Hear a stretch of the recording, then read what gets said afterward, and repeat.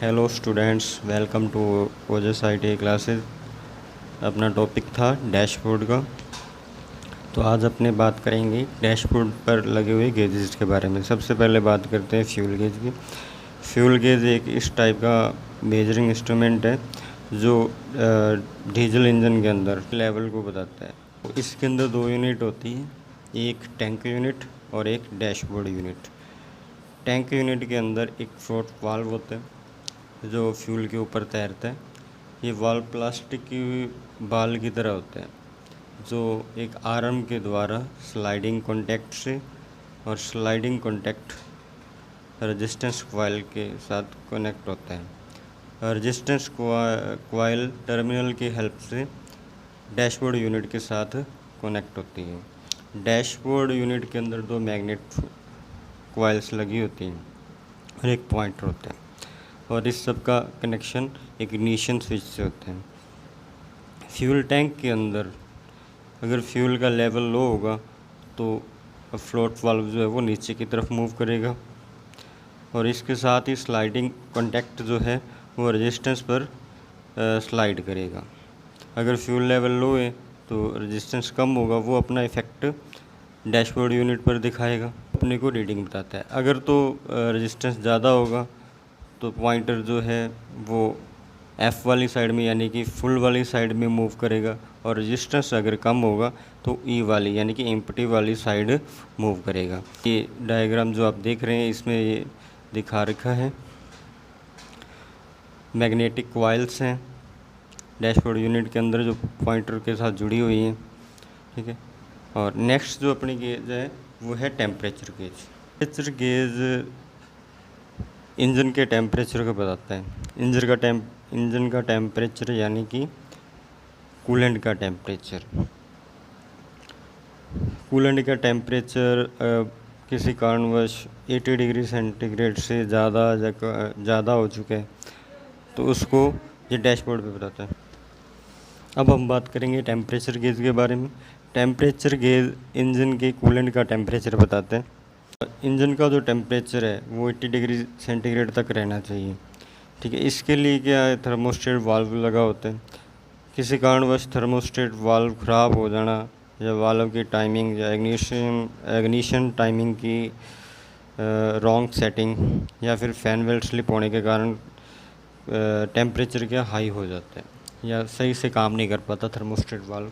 तो इसके लिए दो टाइप के टेम्परेचर गेज है, एक तो है मैकेनिकल टाइप और दूसरा है इलेक्ट्रिकल टाइप। सबसे पहले अपने बात करते हैं मैकेनिकल टाइप टेम्परेचर गेज की। इसके अंदर दो यूनिट होती है, एक इंजन यूनिट और एक डैशबोर्ड यूनिट।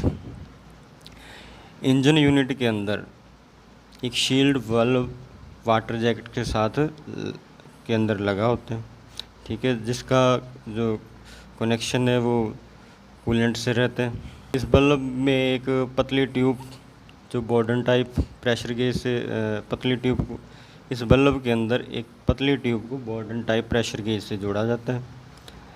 बल्ब के अंदर एक लिक्विड भरा रहता है जो हीट के कारण वेपोराइज हो सके। जब इंजन गर्म होता है तो बल्ब के अंदर जो लिक्विड है वो भी गर्म होकर वो वेपोराइज होगा, ठीक है, जिससे जो प्रेशर गेज है वो डैशबोर्ड यूनिट की सुई को इफ़ेक्टिव करेगी, जिससे प्रेशर गेज डैशबोर्ड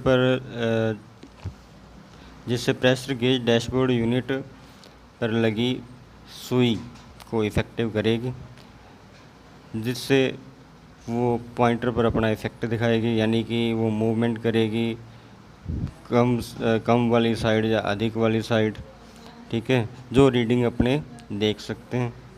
लिक्विड के वाष्पित होने के कारण यानी कि वेपोराइज होने से एक प्रेशर क्रिएट होगा, जिस प्रेशर के कारण प्रेशर गेज लिक्विड के वेपोराइज होने के कारण प्रेशर क्रिएट होगा।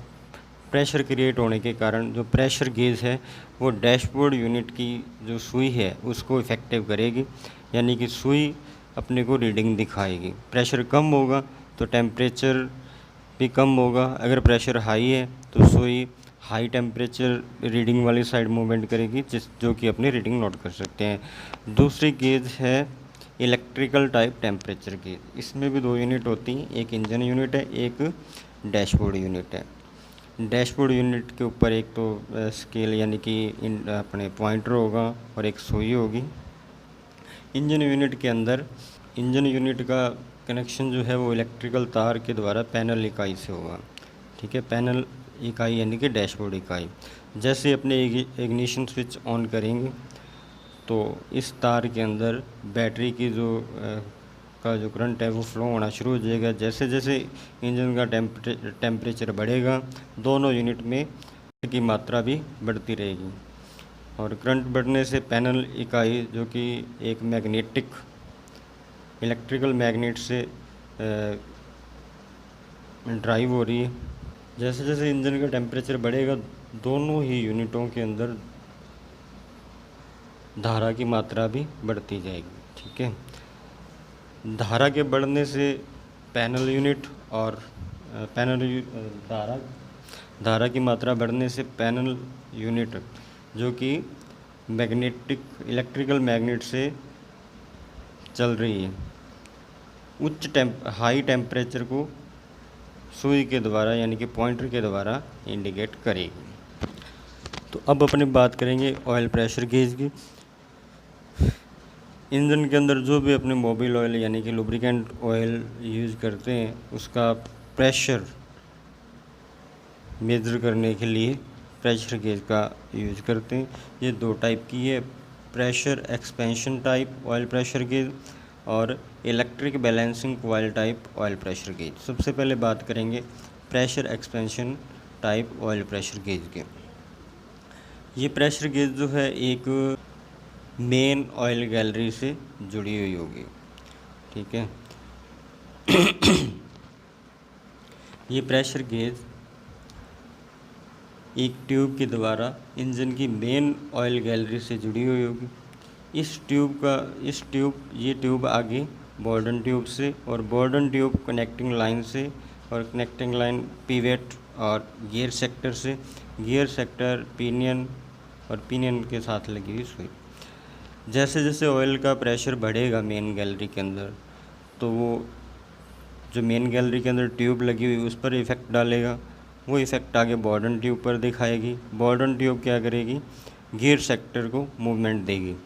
प्रेशर कम होगा तो वो मूवमेंट ज़्यादा होने पर गियर भी उसी तरह मूवमेंट करते हैं और गियर मूवमेंट होने से वो पिनियन को भी मूव करेगा। पिनियन के साथ पॉइंटर यानी कि सुई लगी हुई है जो क्या होगा कम या अधिक वाली साइड मूवमेंट करेगी, जिससे अपने को पता चलेगा कि प्रेशर कम है या ज़्यादा है। दूसरी जो गेज है वो है electric balancing coil type oil pressure gauge. इसके अंदर भी 2 यूनिट है, एक तो इंजन यूनिट है और एक है डैशबोर्ड यूनिट। इंजन यूनिट के अंदर एक डायफ्राम लगा हुआ है जो मेन गैलरी के अंदर लगता है और इसका कनेक्शन एक स्लाइडिंग कॉन्टैक्ट से, स्लाइडिंग कॉन्टैक्ट का कनेक्शन है रेजिस्टेंस से। रेजिस्टेंस एक टर्मिनल के द्वारा डैशबोर्ड यूनिट के अंदर से जुड़ा हुआ है।